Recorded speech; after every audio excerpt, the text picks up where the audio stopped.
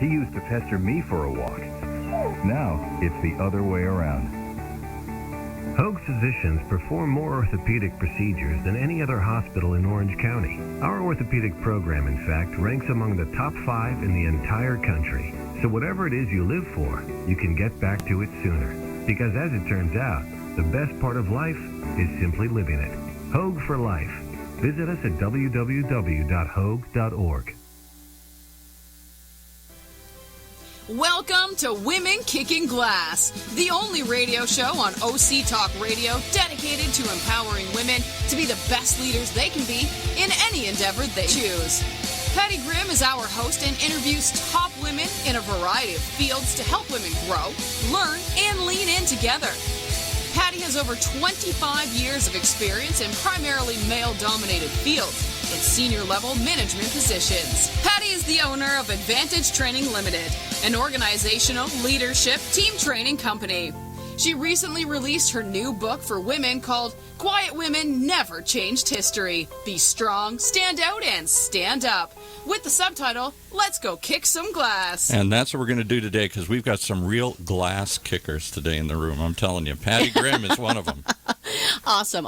Thanks, Paul. We have an amazing show today, and this is all something I think every woman really needs to take very, very seriously. On the show so far, we've talked about women's empowerment issues. We've interviewed women who own their own businesses. We've talked about a number of nonprofits, but we really haven't addressed the big issue. We really haven't addressed the issues of women's health, and particularly women's breast cancer. So everyone should listen to the show, take Dr. West's advice seriously, and make sure we take care of our health and not just our money and our wealth and our careers. And so I'm thrilled to have Dr. John West here today. He's the Director of Surgery of Breast Cancer of Orange, a general surgeon with a ton of training in using a multidisciplinary approach to breast cancer. This is a really serious topic. He's been doing this since the 1980s. And so he's been a pioneer in regional trauma centers and setting the stage for interest in developing a team approach to breast cancer. He opened the first Orange County Breast Cancer Center in 1988, and over the past 25 years has been doing cutting-edge research and development of a team approach to taking care of women's health, and particularly around their women's breast problems. He's actually been named one of the best doctors in America, which is phenomenal. And to have him as a guest, I feel incredibly honored and recognized as one of the best doctors in Orange County. He's been the lead author of over 20 peer review articles and has 2 books around women, breast cancer, and their health. He has his wife Jan and 2 sons live in Tustin, or son Justin, sorry, and he really focuses interest on physical fitness, gardening, and scuba diving. He's a workaholic who often jokes that his favorite saying is, "Thank God it's Monday." A lot of people don't say, "Thank God it's Monday." They say, "Oh my God, it's Monday."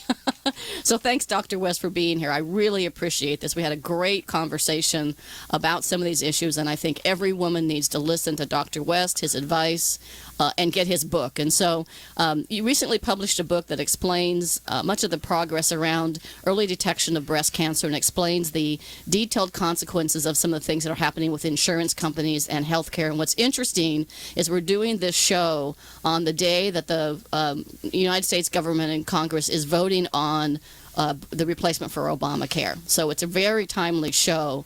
But what motivated you to write this book? Well, I've been doing this for a long time, and for decades, and there's so many controversies. On one side of the coin, we're making incredible progress. We're detecting cancers earlier. We're saving lives. Mammography is a great breakthrough, but we also know about breast density, and about 50% of women are dense. And while we have the ability to detect small cancers using ultrasound or MRI in women with dense breasts, but it just brings up the very point of the book. Only a rare fraction of women who have dense breasts are told that they're dense and told that they need to have extra imaging like ultrasound or MRI. There's a state law requiring doctors to explain this, but the doctors are simply too busy. Women must empower themselves. They must understand the importance of getting a mammogram starting at age 40, doing it yearly. They must understand whether they have dense breasts or not dense breasts. They must understand their family history. Do they have a family history? Do they need to be gene tested, as was Angelina Jolie? Testing was $4,000 2 years ago. Now we can do it for $249. Women need to know that self-exam is critical to the early detection, and women starting at age 21 should be doing self-exam. And if they find a change, they need to find a doctor that will listen to them, do a directed ultrasound, do a biopsy if indicated, and the patients need to know to tell the doctor if they're going to just blow them off and say you're too young or it doesn't run in your family. You say you're going to get a second opinion, you're going to find a doctor that will listen. You have to take charge. You have to kick glass. Well, and I love what you said. It's about empowering women to take care of their health. And think about the fact that $249 is probably worth it. If it saves your lives. I am one of those women who have dense breasts. Now, my doctor never really even explained to me what dense breast is. What are dense breasts? That's really hard to say. Well, the breast is composed of two basic tissues. One is fatty tissue, which shows up as black on the mammogram, and the other is glandular tissue that shows up white. Now, cancers show up basically as white dots. Okay. So if you have a background that's black in a fatty breast, then the cancer is going to show up like a lighted match in a dark room. But if you have a purely white breast, it's like trying to find a snowman in a snowstorm. However, if you add the ultrasound, it's absolutely the reverse. On an ultrasound, a small cancer is a black spot, and it shows up in a white background. So again, when we add the ultrasound or the MRI, which is a little more complicated, we can see cancers that are... And we double the pickup of small cancers when we add a screening ultrasound to women who have dense breasts. And I was telling the doctor earlier that I lived in Asia for 3 years, and when I was there, I was lucky to find an incredible set of doctors and clinics. The doctor was a Chinese doctor, but the women who actually were the main doctors were from Australia. They were very well trained, and it was very normal in Singapore every year when I went for my mammogram that they also did an ultrasound. It was just normal, and they gave you your x-rays.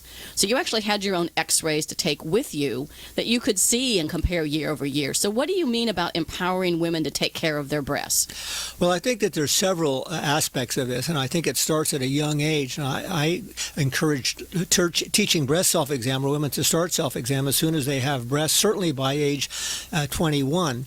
I think yearly exam by a physician is extremely important. Women need to be taught how to do self-exam with confidence, and as we had talked about, the best time to learn to do self-exam with confidence is on the same evening that your doctor did an exam and said that you're normal. The key is to not look for lumps. If you look for lumps, you'll find them everywhere. The key is to learn the pattern of the normal and be confident and do it regularly. You can sign up for our monthly reminders through our Be Aware Foundation, and we send out the first day of every month a reminder to do self-exam. We have a video on how to do self-exam, learn to do self-exam with confidence, and then every month I write an article on breast health. This year I'm dedicating most of my articles to nutrition, exercise, and ways to lower your risk of developing breast cancer, in addition to our other articles that focus on how to detect cancer early and save your life. So interesting. So how can people get your video? How do they get on your website so they get those monthly reminders? Because we're all so stinking busy that it's easy to forget even the basic things. And so remembering sometime what day of the month did I do my breast exam last is very difficult. So how do we get on your radar? Well, the best way is to go to beawarefoundation.org. That's BEAWARE Foundation, FOUNDATION.org. You'll see a little icon for self-exam video, and then you can kind of search it around. You'll find the Ask the Doctor articles, and then you can simply sign up, and you can look at about 70 or 80 articles that I've written in the past on breast health. Now, all this information is condensed in a very readable manner into my book, Prevent, Survive, Thrive, Every Woman's Guide to Optimal Breast Care. But within that book, I explain cutting-edge concepts of how to detect breast cancer early, how to empower yourself, how to get the doctors to do things properly. One of the big issues is starting screening mammograms at age 40. We know that when women start screening mammograms at age 40 and do it yearly, we cut breast cancer mortality by 40%. Wow. When we add newer concepts of imaging like screening ultrasound for women with dense breasts and MRIs for women who are at high risk, like Angelina Jolie, we can cut breast cancer mortality by 75%. Wow. But ironically, with all of this progress, a committee from our government, the U.S. Preventative Task Force Services, the same committee that said women should have pap smears every 3 years and men should wait till they're age 50 to start their PSAs, are also saying you don't need to start mammograms till you're 50, do it every other year and stop at 74. These recommendations are based on faulty science, and it's criminal what they're asking to do. Young women will die needlessly. Young children will grow up without a mother. Families will be disrupted, and costs of care will go up because it's relatively inexpensive to treat an early detected stage 1 breast cancer. It's extraordinarily expensive, up to $1 million lifetime cost to treat an advanced cancer, and the survival rate in the early cancers is close to 99%. With the late cancers, it's about 50%. Everything tells us we should start at 40 for average risk women. Women at high risk, we start as early as age 30, doing it yearly, and if they're BRCA positive, as Angelina Jolie was, we start at age 25. So what is BSRA? Did I say that right? Well, you got close. I'm a little bit dyslexic. You get 7 on a scale of 10 on that one. The BRCA is a gene that Angelina Jolie carried. She had a strong family history. Her mother died of ovarian, and she watched her mother die, and that's a tragic event for her, and that's why she was tested, and she tested positive for the gene. There's BRCA1 and 2. She had BRCA1. They're 2 different genes. And as a result, she elected to have bilateral nipple-sparing mastectomy, which drops her risk pretty close to 0. And she looks great, and it's a classic example of what we can do for women. But women have to demand it. The doctors don't have time to talk about density. They don't have time to talk about screening. Starting at 40 versus 50, risk assessment, all these things are critical. Teaching BSC, breast self-exam, can save lives, and yet the women have to take charge and understand this and insist upon getting this information.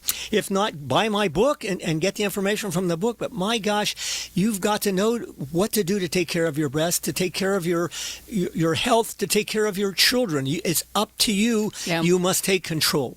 It was interesting. There was actually a TV show the other day that showed a number of women who had double mastectomies that had chosen to stay flat.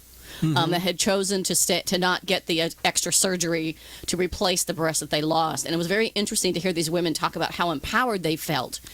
And they showed actually physical pictures of the women that were flat, that had gone through the double mastectomy, whether they had the gene or not, but they had to go. They went through that process. And thank goodness for people like Angelina Jolie who talk openly about their issues, why they did what they did, and had the bravery and courage to come forward and do something about it.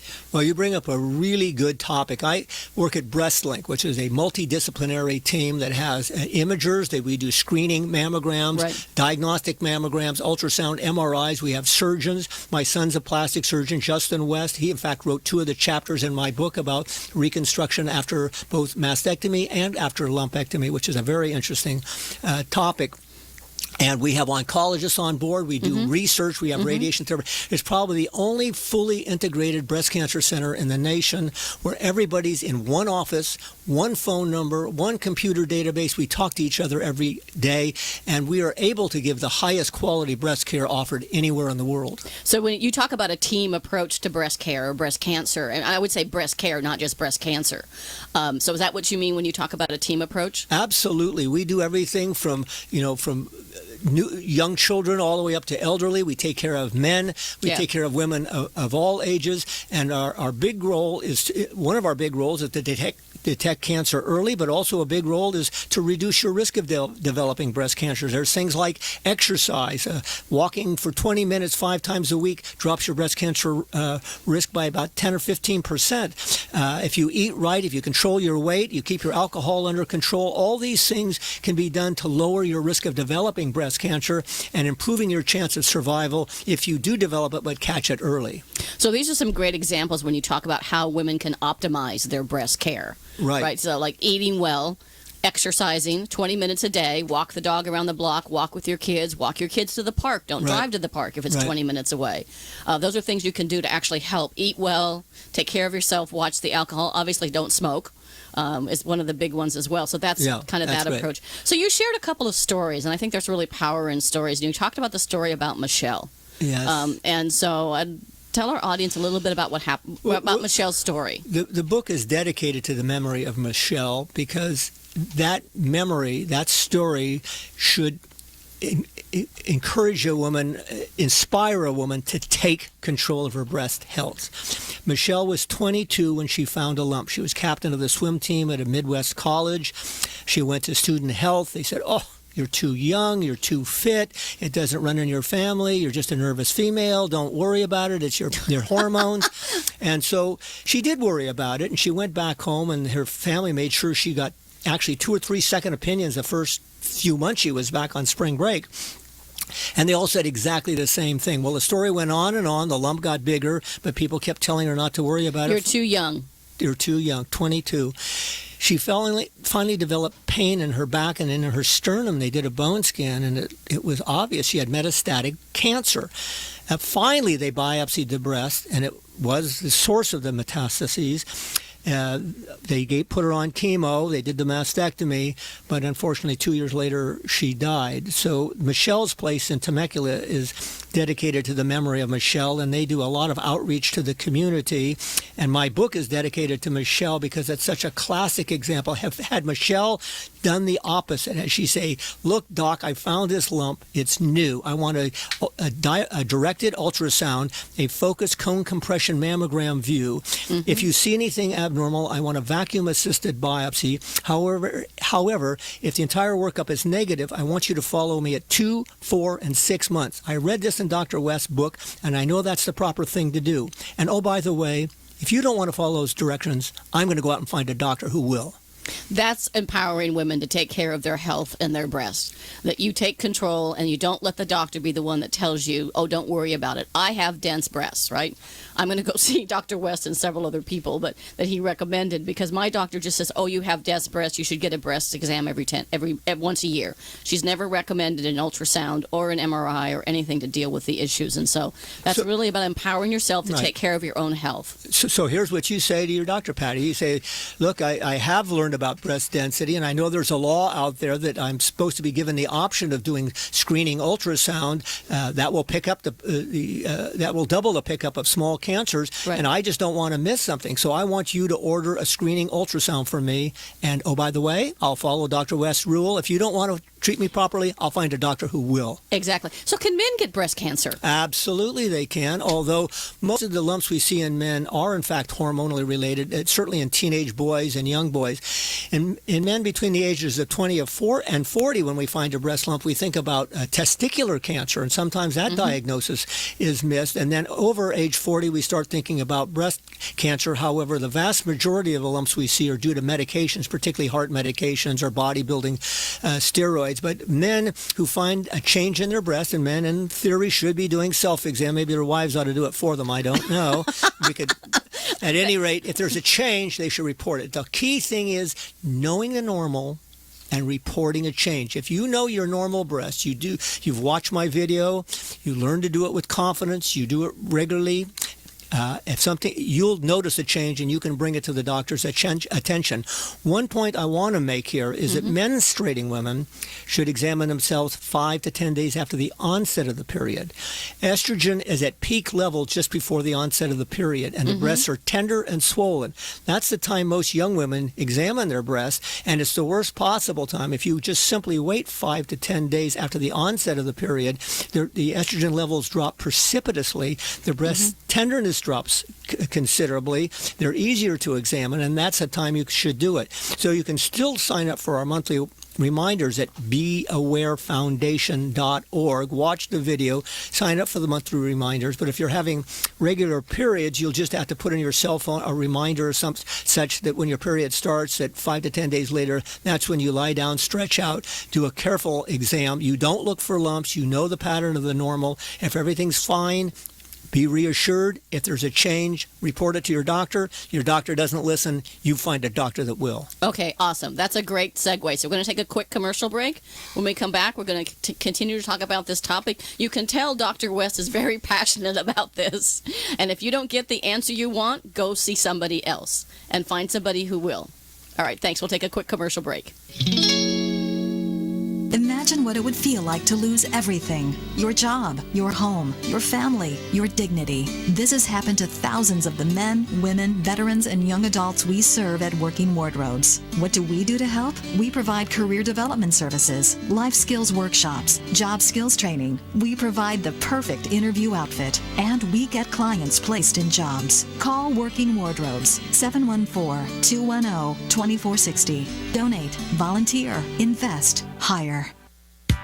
When it comes to pioneers in their respective industries, we all know the Apples, Starbucks, and Trader Joe's of the world.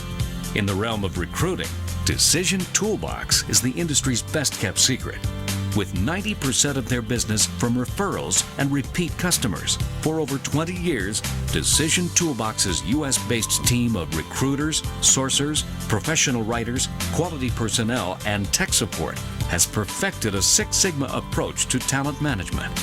No matter the size of the project, Decision Toolbox delivers incredible results. A cost per hire less than half of what contingency firms charge, with the winning candidate presented in an average of 14 days, all with a 12-month candidate warranty. With results like that, Decision Toolbox won't be a secret for long. Visit us at www.dtoolbox.com for more information. All right, let's pick it back up with Patty and her guest. So this is Patty. I'm with Dr. West, an amazing, passionate doctor about women's health and specifically women's breast care and cancer. And so a very important topic. So as a doctor going through medical school, you could have picked any field. Why breast and breast cancer? Well, I didn't start out in breast. In fact, the first radical mastectomy, one of the first operations I saw was a bilateral radical mastectomy. And I remember taking the dressings off the next day with the senior resident, and I looked at this disfigured chest and a 34-year-old woman who was single, and it made me physically ill. And that night I told my wife, I love surgery, but I don't want to do breast surgery in private practice. And I got, as you said earlier in the introduction, involved in trauma care. I did vascular surgery. I did general surgery, thyroids, gallbladders, and I loved it. I took a lot of trauma call and emergency call, and it was really an adrenaline rush. I loved every minute of it. But I kind of pooped out after about 15 years of getting called in the middle of the night and 8-hour operations. And about that time, major changes were taking place in breast care. The mammograms were becoming quite effective, and we were catching little bitty cancers. We learned that we could do a lumpectomy and radiation and get the same survival rate if we did a mastectomy. Our plastic surgeons were learning how to reconstruct breast when we did have to do a mastectomy to make the woman feel whole again. The oncologists were coming up with new, more effective chemotherapy treatments. And so we were making incredible progress. But what I found in breast was it was completely disorganized. The oncologists are in one office, the surgeons in another office, the plastic surgeons in another office, or imaging in another office. And I said, we need to do with breast care what we did with trauma care. We need to bring all the players together who talk to each other, have a common mission. Their mission is early detection of breast cancer and optimal breast care. We work together as a functional team. We answer the phone on the second ring. If a person has a problem, we bring them in within 23 hours. If a patient needs a second opinion, we can get them in directly. If they're not sure about their mammograms, we can read them, take better diagnosis. We have the state-of-the-art equipment with 3D mammography, modern MRI. We give, I think, the most effective care possible. We give a woman the maximum chance for survival if she's diagnosed with breast cancer. And for women without breast cancer, we can guarantee them that we'll give them the maximum chance of catching it early if breast cancer is in their future. Yeah. So there's literally, as I said earlier, that today, literally they are voting on the replacement for Obamacare. And what I found interesting, and I was sharing this with Dr. West before we got started, is I was watching the news, because my husband and I are sort of news freaks, although it's more challenging to watch the news nowadays. But in essence, there was an interview with some congressional panels, and they were talking about women's health. And I believe it was Senator Dianne Feinstein that looked at this group of individuals and said, do you realize there are 5 male doctors here talking about women's health? Where are the women that should be talking about these issues? So when it comes to taking care of our breasts, with getting our mammograms and things, when do you start, why do you start, and when should you stop, if ever? Okay, so that's a big question, and I think if a woman knows her family history, and she, for instance, if a woman has a mother that was diagnosed at 45, she should start at 35, 10 years earlier. Okay, that's a good rule. Okay, if she has a very strong family history and they do risk assessment and find that she's at very high risk, they might even start earlier than that. But for the average woman, starts a screening mammogram at age 40, does it yearly. If she has dense breasts, she has screening ultrasound yearly. If she's high risk, she had MRI yearly, and she continues to follow it as long as she's in good health. Now, there's a point when a person gets congestive heart failure or another kind of cancer or renal failure, you say, well, their lifetime, their chance of living more than 5 or 10 years are relatively small because they have this advanced other medical problem. And at that point, there's very little benefit in doing mammograms. Self-exam or physician exam is all that's necessary. But this is arbitrary. Some women are very diligent and they want to continue right up until their mid-80s. And other women, if they have other health problems, decide to stop doing it maybe in their 70s. So we try to, as in everything in breast care, we individualize. So we have rules, we have guidelines, we explain the rationale behind these rules and the guidelines, and then we help the woman make her own decision. It's up to her. She should be empowered. Even some patients that I have that refuse getting a mammogram and will only get a thermogram, they're worried about radiation. Well, it turns out the radiation is not an issue, but I'd rather take care of these patients and do the best I can with them under limited circumstances than to have them go elsewhere where they get poor advice. I think that we can take care of every woman because we individualize, we listen, and we develop a treatment plan that's met for them. Right. You also talked when we were chatting earlier about it's not just about lumps in your breast. There's other kinds of cancer related to the breasts themselves. And you shared a story about a woman that had what she thought was a rash. That's exactly right, and it's an interesting story because I was going through my emails, and I got one from somebody I didn't recognize the name, and I opened it up and it said, Dr. West, thank you for saving my life. So that was kind of not one I was going to delete right away. And I read it further, and I looked at the name and said, I don't know this patient. Then I realized it came from Ireland. Ireland? I couldn't believe it. It had to have been a mistake. So she goes on in the letter to describe how she found a little rash or some flaking of the skin in her nipple. And she was 34. She had 2 little children. She wanted to do everything she could to take good care of herself. She went to her doctor. Says, oh, don't worry about it. It's eczema or contact dermatitis. We see it all the time. He gives her a salve and sees her back in 3 months, and it's getting worse. And so he decides to give her a little stronger treatment, a salve. And she's thinking to herself, nah, there's something wrong here. Her woman's intuition told her the doctor wasn't convincing. He didn't seem to know what he's talking about. So she goes to the internet and she finds the Be Aware Foundation and finds my Ask the Doctor articles, and she finds the article that was on what we call Paget's disease of the nipple. And Paget's is a form of cancer that's related. It occurs within the nipple, and there's skin changes in the nipple, little ulcerations, or sometimes what just looks like flaking of skin, but it's on one nipple only. So she copied the article, and the article said, if you don't respond to, say, steroid treatment in 10 days, then you need a punch biopsy of the skin of the nipple.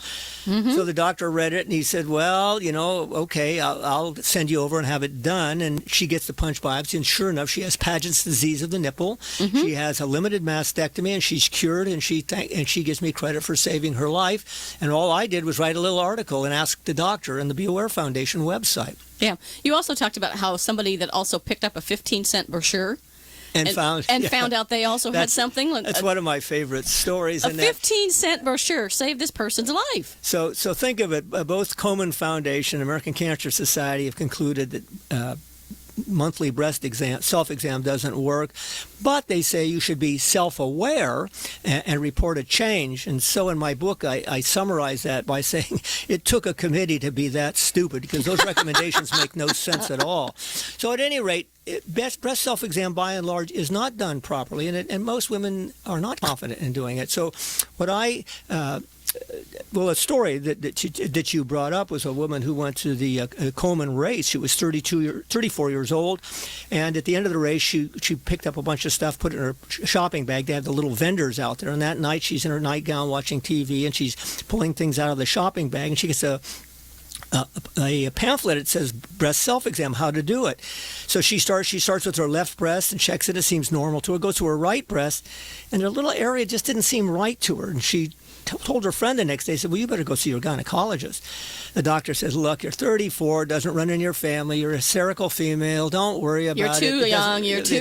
You're too young. So she tells her friend again, said, well, you better go see Dr. West. So I saw her the next day. She called, and just as usual, we saw her the next day, examined the left breast. It was just fine. On the right breast, where she was concerned, it did seem different. It didn't seem worrisome, but I went ahead and did an ultrasound, and there was a small cancer the size of the tip of my finger. It was low grade. She had a lumpectomy as an outpatient. It's 10 years now. She has a family with, I think, 3 children. She sends me a postcard or a Christmas card every year. But here was a life saved, and it was all because of a 15-cent brochure.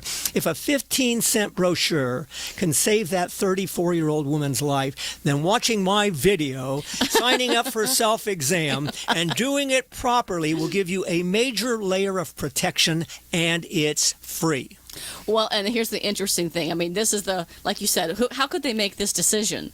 In that, how can you be self-aware if you're not doing something personally to examine what's different? Like you said, it may not be a lump. I've had a lump since my son was born. A little, I think the doctor said it was like a calcium deposit that never went away. But it's been there forever. It's been examined. It's been biopsied. There's no problem with it. But how can you be self-aware if you're not doing something to be self-aware? How can you not, if you're not examining it to know the difference in the pattern month after month, then how are you supposed to know? Are you supposed to have intuition? I would suggest you call the committee. Give me their name and number. The answer is obvious and preposterous. You can't. You can't. You have to be confident in the norm. One of the critical things is women are told to look for lumps. Once you look for lumps, you find them everywhere, particularly if you check a menstruating female just before or a young woman just before the onset of her period. So for those women, you have to use that golden period between 5 and 10 days after the onset. But you have to know your breast. The best time to learn it with confidence is after a doctor's examined you, you've had your mammogram, you know this is your baseline, everything's normal. Then you learn the pattern of the normal. You don't look for lumps. In the future, once a month, once you know the normal, you don't go looking for lumps. You just do the exam, and you can trust yourself. If there's a change in there, you'll notice it immediately. And then you have to bring it to the doctor's attention. I remember, we talked about the lady that was so good at self-exam in my practice, and she comes to me 6 months after I saw her, and she notes a little change, and I examine her. I can't feel anything. She's very bumpy, but she's bumpy everywhere. But I put the ultrasound on it, and there's a little bitty cancer. She could feel it. I go back. I still can't feel it. The woman who knows her breast can detect changes that the doctor can't detect, and I've been doing this for 20 years. I felt thousands of breast cancers. I know what a small cancer feels like, and I couldn't feel this one, and the woman could. She knows more about finding small cancers than I do. Yeah, exactly. So you work with BreastLink. Tell us about BreastLink and your 40-50 program, I think it's called. Your 40-50 campaign, excuse me. Okay, well, let's take them separately. 40 Not 50 campaign is a major life-saving effort. There's a committee by the government, the U.S. Preventative Task Force Services, that's about to give insurance companies an excuse to stop paying for mammograms for women in their 40s. They'll start paying every other year at 50 and stop at 74. This is tragic. This is criminal. It's based on faulty data, and we must stop it. The go live for this is the end of this year, so we have about six months to go. We have a campaign called 40 Not 50. You can go to our website, just go to 40not50.com, and then go to sign the petition. Also on 40not50.com, you can learn about this issue. There's a great deal of information that explains step by step what women should do and why this U.S. Preventative Task Task Force service is lying to the United States, why they're intellectually dishonest, why they're basing their recommendations on flawed studies, and you can judge for yourself. But I am absolutely certain that we must block this, and if we don't, young women will die needlessly, families will be disrupted, and young children will grow up without a mother. Wow. And so where do people go to sign that petition? And who should they be talking to? Their state representatives, their congressmen and senators? Should they start, besides signing the petition, should they be also sending something to their local legislators? I think this is a great concept for women to unite. A common cause that unites all women, and men are very interested in this too. I have a granddaughter, I have 2 sons, and I have a wife that I care very much for, and I want them to do the right thing, and I want the right thing done for them. So first of all, I would ask every one of your readers to immediately go to 40not50.com, sign the petition, copy the link, send it to all your friends, put it on Facebook, and then go, if you have politicians that you know or you're confident in writing a letter, then you protest and simply tell them to go to 40not50.com. But we must block this legislation. If not, insurance companies won't pay. We know that a lot of women in the 40s can't go out in the 40s can't afford the mammogram. They need to put food on the table for their children, and they're going to go without, and as a result, cancers will be diagnosed later, and these women will have a lesser chance for survival. Yeah, so I'm actively involved in NAWBO, which stands for National Association of Women Business Owners, and I'm on the Public Policy Committee. We are very active in talking with our legislatures. In fact, we're having a breakfast with legislators on April 28th to talk about key issues for women and women business owners. And we're going to Sacramento in May and personally meeting face-to-face with our legislators. I will bring up this issue with them personally when I'm at the breakfast and when I'm in Sacramento. I'm very active in this committee, and I'll bring this up to our committee as well because we're trying to make our voice louder. There are many women like myself. I did the march in San Diego, as our listeners know, because I didn't want to go to L.A., and I live in an area where it's halfway. So San Diego was a beautiful thing with women that marched. There were men and women and children and all ages, all kinds of people that marched. This is something we should march to together, and there's a follow-up site for the Women's March about 10 things we should do in 100 days. This is something we should be doing now and for the next going forward. And so, again, they go to 40not50.com. No spaces, just 40 and then not50.com. Great.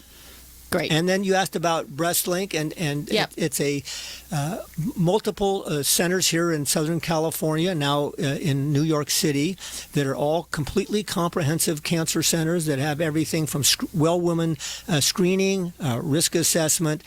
We have all the facilities for various forms of biopsies.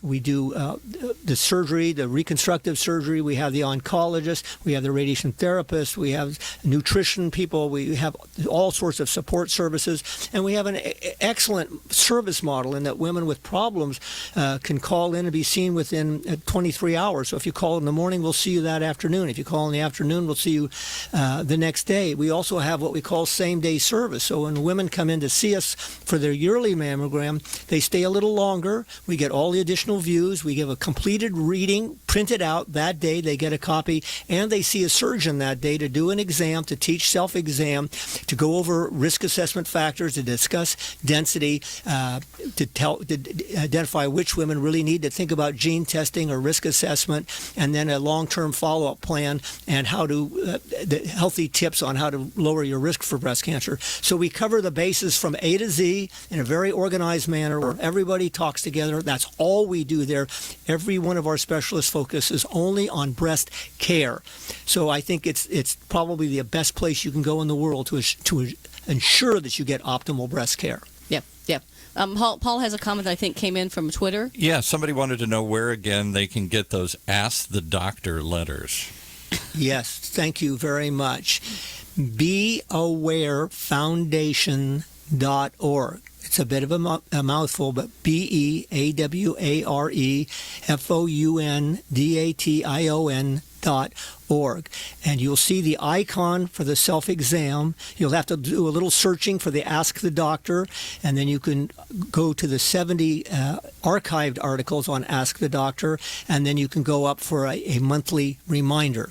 If you have any questions, email me directly at jwest@breastcare.com. That's JWEST@BREASTCARE.com. Well, I hope you'll add this podcast to that list of informational services here. And this is great. I have to ask as I'm listening. I don't get to ask very often, but I know. I can't. This is a man asking a man on the kicking glass. Yeah, how about that? I love it. There's a new trend. I can't imagine walking into my wife walking into her doctor, and handing them an article they printed off the internet and said, "Here, read this, follow this." Don't doctors hate that when you come in and act like you know more than they do? Well, if you have the kind of doctor you shouldn't be going to, that's a great litmus test for a doctor, because if you give a doctor something that's in your best interest to read and understand, and they show reluctance, then you find another doctor. Yeah. Okay. Exactly. Good advice. Exactly. And I think this is all about women's empowerment. Absolutely. And so what are some of the messages you want women to really walk away with? This has been an incredible interview. Okay. Well, let's make it a real simple message. Buy my book. Prevent. Oh, come on. It's got to be better than that. Prevent, Survive, Thrive. Every Woman's Guide to Optimal Breast Care. And why I say that, I've spent the last 2 years putting all of this together to make it readable, to tell stories, but basically to tell you what I'd tell my wife or daughter if she had the same problem you have. So you get 40 years of experience combined in 300 pages that deals with the entire issue of breast care, from birth to elderly, and all aspects of technology, diet, nutrition, exercise, everything you need to know to make sure you have optimal breast health and that you are empowered to take charge of your health. So one of the things I talk about in my book, I have 5 things or 5 principles to help women be more empowered women. And the 4th principle, which I may need to move to number 1, is put yourself first on your things to do list. Women are very guilty of doing everything else for everybody else, whether that be at Christmas time, there's not a lot of money, and I did this as myself and my husband, there wasn't a lot of money, so we gave gifts to the kids and didn't give gifts to ourselves. The same thing with our health. We put the kids first. We take the kids to get vaccinated. We take them to the doctor when they have a sniffle.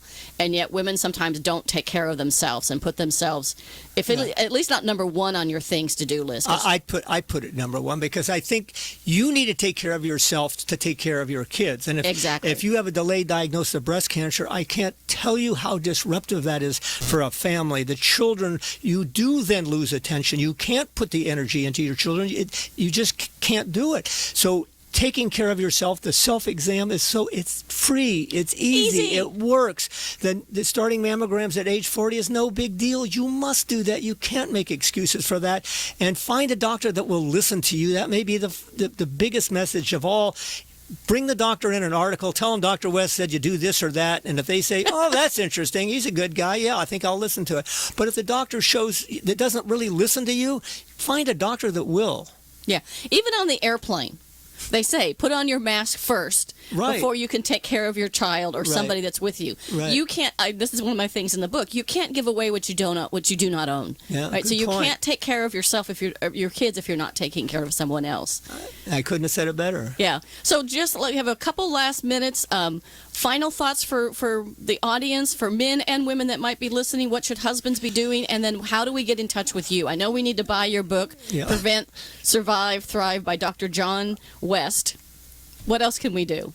Well, I think first I buy the book, but where do they buy the book? So we had somebody else come in. Where do we get the book? Here? Well, Amazon.com and Borders and Barnes and Nobles, and they all carry it. So and then get 2 copies because you want to give one to your friends. If you have daughters, if you have 3 daughters, then get 4 copies. But the point is, every woman should have access to this book. And when you go to your doctor's office, you might Carry it with you. Carry it with you and say, here, you read this.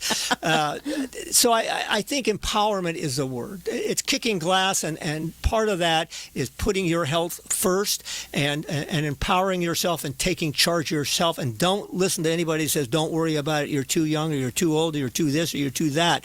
You have to get definitive answers to definitive problems. Thank you, Dr. West. This has been amazingly informative. It's been very helpful. Super practical. I really appreciate you being here and bringing this important message forward. I think sometimes we all think about breast cancer in October when it's the Breast Cancer Awareness Month or whatever. I think it is October. October, yeah. And I always get my exams and done on around my birthday, so I remember to get it done. Otherwise, you just get too busy. Women in the audience and men, you have to take care of yourself. You have to do the tough thing and be willing to go out there and get tested, because it's not just your life, it's your husband's life, it's your family's life, and it's your children's life. So thank you, everybody, for being here. Thank you, Dr. West, for an incredible show. Can't wait to get the book. Be sure and buy the book, Prevent, Survive, and Thrive by Dr. John West. Just a couple things for the audience. One is please get in contact with me if you would like to be on the show, if you have a topic you'd like to have covered on this show, and if you'd like to just reach out to me individually. I do speeches and conferences and presentations on women kicking glass, and I'm also started my new book called Play the Game by Your Rules, Powerful Negotiation Skills for Women. So I'll have a second book coming out. If you want to get in touch with me, you can contact me at pattygrimm@live.com, and that's PATTIEGRIMM at live.com, live.com. And thank you, Dr. West. It's been a pleasure being here, and I really appreciate your frankness, your passion, and your dedication to helping women be healthy. Thanks, Dr. West. Thank you. It's been a pleasure to be here. I really enjoyed it. It's been great. Thank you. Thanks for listening to Women Kicking Glass, the only radio show on OC Talk Radio dedicated to empowering women to be the best they can be. Listen each week or download the podcast at patty.grimm.podbean.com. To reach out to Patty to schedule a speech webinar or to learn more about her leadership and team training, contact Patty at pattygrimm@live.com for more information about her company and her books. Have a kicking day.